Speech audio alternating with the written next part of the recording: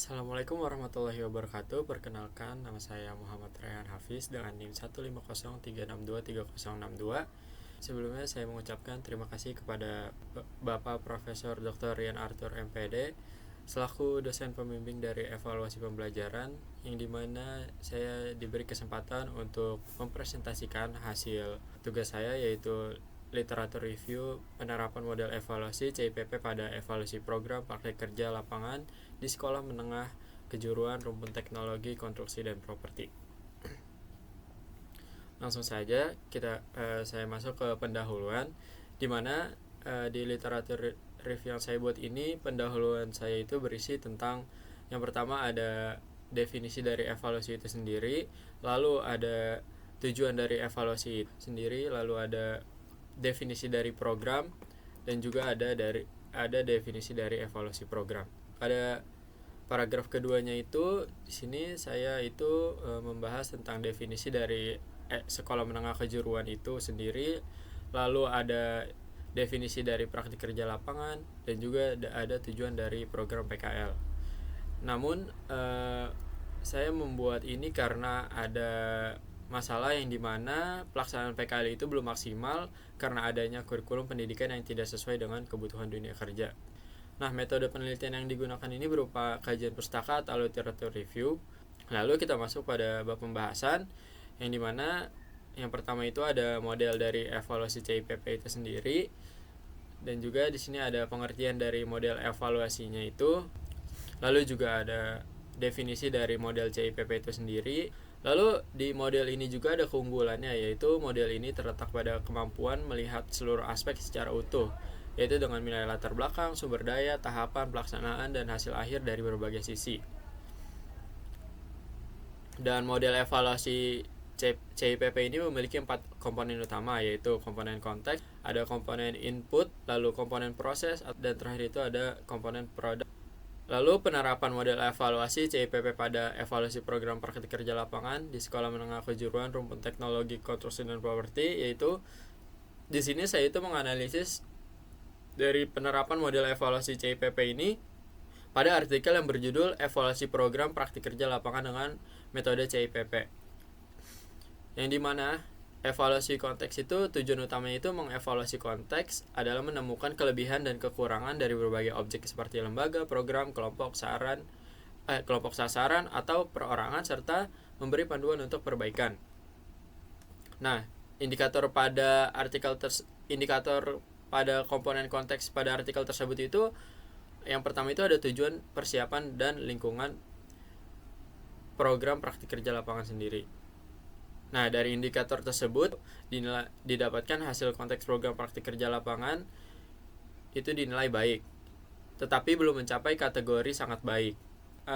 Hal itu karena tujuan dari PKL di SMK tersebut belum sepenuhnya terarah dan fokus, dan juga di indikator persiapan pelaksanaan PKL juga belum memenuhi standar yang ditetapkan, seperti ketidaksesuaian tahapan persiapan dengan panduan program. Lalu yang kedua ada evaluasi input, yang dimana tujuan evaluasi input itu untuk memudahkan pengambilan keputusan, menentukan sumber daya yang diperlukan, memilih alternatif solusi terbaik, merancang rencana dan strategi guna memenuhi kebutuhan, serta menyusun langkah-langkah kerja yang efektif. Yang dimana di indikator komponen input pada artikel tersebut itu adalah kesiapan guru pembimbing, sarana dan prasarana, dan kesiapan atau pendanaan. Dan didapatkan hasil kategori cukup pada indikator komponen input sendiri. Nah, penyebabnya itu karena guru yang ditugaskan sebagai pembimbing PKL bukan berasal dari bidang keahlian yang terkait. Lalu yang kedua itu sarana dan prasarana sekolah belum memadai, membuat pengetahuan peserta didik kurang siap saat memasuki dunia industri atau usaha. Yang ketiga itu ada pendanaan program PKL termasuk dalam kategori rendah karena seluruh biaya praktik ditanggung oleh peserta didik. Yang ketiga, pada evaluasi proses ini bertujuan untuk memberikan masukan kepada setiap individu agar mereka mampu meningkatkan tanggung jawab dalam pelaksanaan kegiatan program atau kurikulum tersebut. Nah, indikator komponen proses pada artikel tersebut itu adalah pelaksanaan dan monitoring, yang dimana mendapatkan hasilnya itu kategorinya cukup. Nah, penyebabnya kenapa dia hanya mendapat kategori cukup itu karena ketidakpastian siswa dalam menjalani PKL serta minimnya peran guru bidang keahlian dalam program tersebut, yang mengakibatkan pelaksanaan dan pengawasan PKL tidak berjalan optimal. Dan yang terakhir pada evaluasi output, yang dimana bertujuan untuk mendeskripsikan hasil belajar peserta pelatihan, dan dari hasil belajar tersebut tingkat keberhasilan program dari pelatihan dapat diketahui. Nah, indikator dari komponen output itu berkaitan dengan komponen sebelumnya, yang dimana mendapatkan hasil kategori cukup. Nah, penyebabnya itu karena terdapat kelemahan pada komponen input yang masuk kategori cukup, dan juga pada komponen proses juga menghasilkan kategori cukup. Nah, hal tersebut itu berdampak pada komponen produk atau hasil, karena keseluruhan komponen tersebut itu akan terlihat pada hasil akhir dari program itu. Lalu kesimpulannya itu atau simpulannya, berdasarkan dari analisis penerapan model CIPP tadi, dapat disimpulkan itu bahwa model ini itu efektif dalam mengidentifikasi kelemahan sistem program, yang dimana tadi berdasarkan analisis jurnal tadi, evaluasi konteks itu menunjukkan bahwa tujuan PKL itu belum sepenuhnya terarah dan persiapan pelaksanaan belum sesuai standar meskipun lingkungan program dinilai baik. Dan pada komponen input itu ditemukan bahwa ketidaksesuaian komponen guru, pembimbing, keterbatasan sarana prasarana, serta pendanaan yang rendah karena sepenuhnya ditanggung peserta didik sehingga mengurangi kesiapan siswa. Dan pada evaluasi proses itu ditemukan pelaksanaan dan pengawasan PKL yang belum optimal, yang dimana akibat kurangnya kesiapan siswa dan minimnya peran guru keahlian.